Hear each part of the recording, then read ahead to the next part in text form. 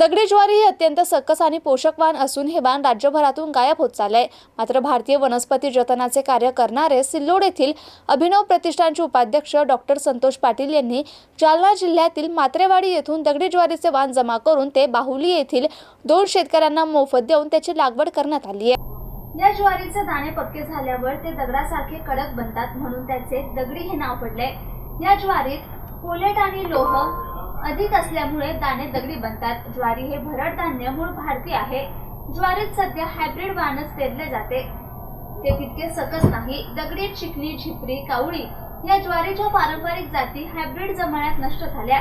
दगडी ही अत्यंत सकस आणि पोषक वाण राज्यातून गायब होत चालली आहे। मात्र भारतीय वनस्पती जतनाचं कार्य करणारे सिल्लोड येथील अभिनव प्रतिष्ठानचे उपाध्यक्ष डॉक्टर संतोष पाटील यांनी जालना जिल्ह्यातील मात्रेवाडी येथून दगडी ज्वारीचे वाण जमा करून ते बहुली येथील 2 शेतकऱ्यांना मोफत देऊन त्याची लागवड केली आहे।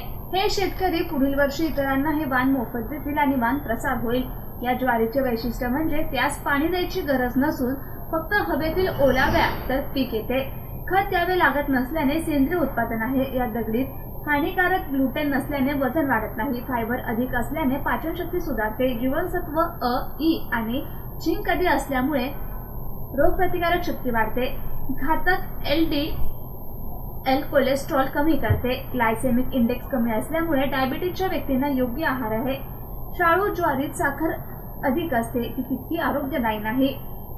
Devidas Thorat, MCN news, Nachanvel Kannada.